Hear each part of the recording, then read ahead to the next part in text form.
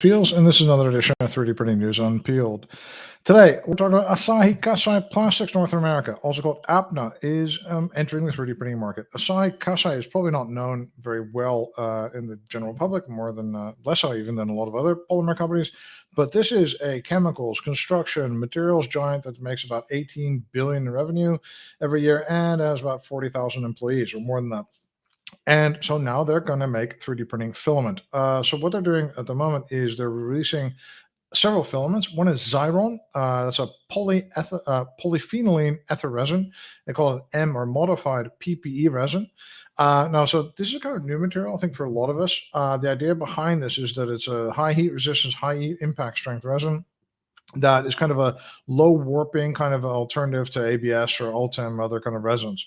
It has a relatively high heat resistance, of course, not like what Ultem has maybe, but it's a lot more affordable. And at the same time, you can print it on a regular system. They also have a Thermylene Polypropylene resin, high strength and stiffness, without the drying, which is of course a big problem for a lot of filaments as well, with the uptake of moisture, and low warpage, which is kind of an issue a lot with a lot of filaments as well. You can print the resins they're releasing, or the filaments they're releasing. There's three different ones at the moment, between 270 and 320. Which would put them in the range of like a relatively good hardened nozzles and desktop printers. And you could use these kind of like higher engineering plastics, high end polymer kind of alternatives. The company is also looking at recycled materials and is looking at expanding the resin portfolio. You can go to their website, and you can get samples if you want, or you can look at their MSDSs and stuff. It all looks really clear and good, and I'm going to test it myself as well, because it's nice to have some different materials, regular alternatives to polyamide, alternatives to these kind of materials. And they position them to kind of be an alternative where, for example, they say, hey, if impact strength is important, then you can opt for us instead of going for Ultem. That could be good. If you are cost conscious, this could also be a good option as well. And I really like it. Now, what we need, of course, more than anything, if you have heard of this company, like you're like, Asahi Kasei, what is that again? What is that company? I've heard of that somewhere. They are the owners of, the developers of ASA Clean, ASA Clean, or ASA. It's called ASA or ASA a lot of times. And that is a cleaning compound, like a purging compound. So if you make filament, you 100% have heard of these guys, and Asa Clean and Asa itself as well. It's like a purging. You put a bunch of granulate through your injection molding machine or through your filament line, and it purges out all the leftover materials. It cleans everything. It's fantastic stuff. It's amazing. And so it's nice that these guys are making filament, but I want like a purging compound for a desktop extrusion printer. I want a material extrusion purging compound that completely cleans out my nozzle and makes it nice and clean and nice and new, and doesn't like get all these interactions between different filaments, different rests of material, stuff like that. I want that purging compound. That's what I want these guys to be doing. I mean, it's nice. I applaud their launching filament.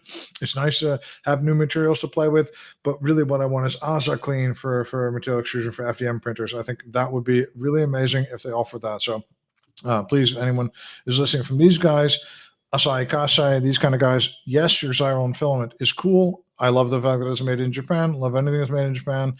And it could be really interesting to use it, but please give us an ASA Clean to make us operate our desktop 3D printers better.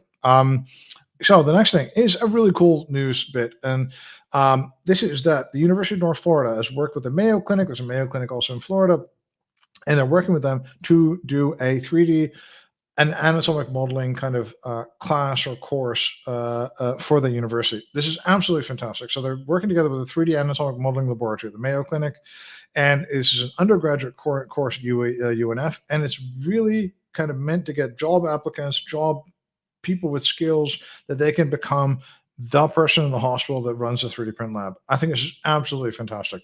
We know that there were a couple of years ago, there's only 2 or 3 3D print labs in hospitals. Now there's over 200 that are working on. We know that there are no people trained to actually do this work. So what they do is they take a biomechanical engineer or a mechanical engineer or somebody like that, and that person has to maintain this print lab and run it for the hospital. Now, what do 3D print labs do in hospitals, right? Because this is also a relatively new thing. You could ask, well, one thing they do is demonstration models or models made out of patient-specific anatomy. Now, this could be models of pathology. So think of just a general kind of type of cancer. They could print out that type of cancer in a kid, for example, and that really specific model, and they can then show that to the child and say, okay, Timmy, this is where you have your cancer, and this is what we're going to do in the operation. So they can do that for patients, but they can also do this for informed consent on patients, for patients to better understand what they're getting themselves into, what the choices are for them. Because sometimes as a patient, you get a choice, and you're like, oh, I don't know, who am I? I'm not a doctor. And to inform that better, but also for doctors, it can help train new doctors. It can help them discuss amongst themselves certain pathologies. Now, on top of that, they can take patient-specific geometries and then print out a patient-specific model where you can say to Sarah, this is literally what you have, and they can use that for surgical planning or to go deeper. Now, we expect this to grow, right? We expect this to get better. We expect people to start making patient-specific braces and patient-specific, maybe kind of really specific medical devices and things like that. And you know who's ahead of everyone else in the entire world on bringing 3D printing in hospitals? The Children's Hospital. There's a couple other good ones. And of course, the Mayo Clinic is up there as well. And they're doing amazing stuff. And we have a 3D podcast on this where we talk to some of the leaders, and they're talking about making implants, like titanium implants, in the hospital, which is something that a couple of months ago experts were telling me that was not possible. So I think this is absolutely fantastic. Now, there's another thing that is why this is fantastic. Everyone always talks about 3D printing training is so important, so important, so important. And there's some courses like the Purdue class by Barnes. There's the MIT class that are good for if you're like a professional, you want to take a couple of weeks to listen to this stuff. Wonderful.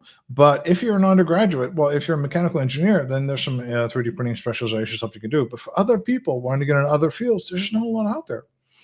And the other thing is that in Germany, for example, you have these kind of internship, kind of apprenticeship kind of models where you can, even as a school leaver at 18 or whatever, you can be trained to become a tool maker or something like that. Now, the United States doesn't have this. Everyone goes to like a general college, learns all sorts of stuff, and end up with like a general kind of business degree or something like that.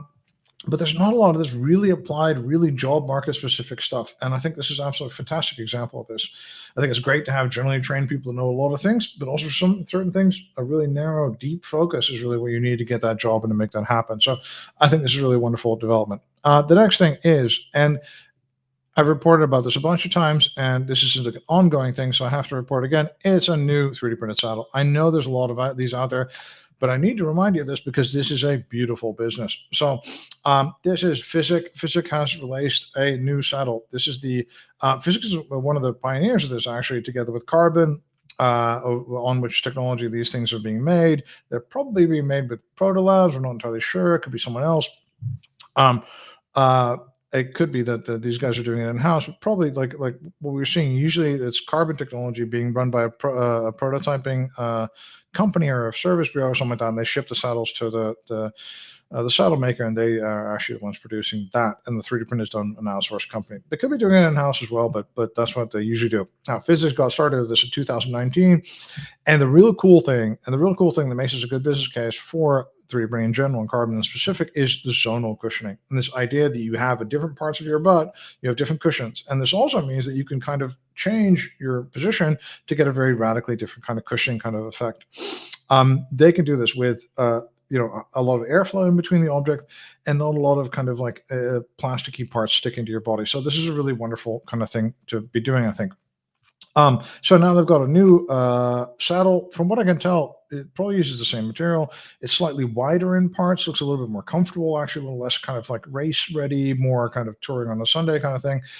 And it sells for $300. That is a beautiful price. And there's a one with a slightly heavier one with Kiam rails that has $260. So still high margin item. Really great item for the people. Like, it gets really good reviews. I'm reading a lot of like bike rumor and all these other kind of people looking at these saddles, and they usually are big fans of them. So I really love this as an application, and I think it's a fantastic application for 3D printing and Carbon in specific. So I wanted to bring this up one more time. Anyway, my name's Joris Peels. This is another edition of 3D Printing News Unpeeled. Have a great day. Thank you for being there.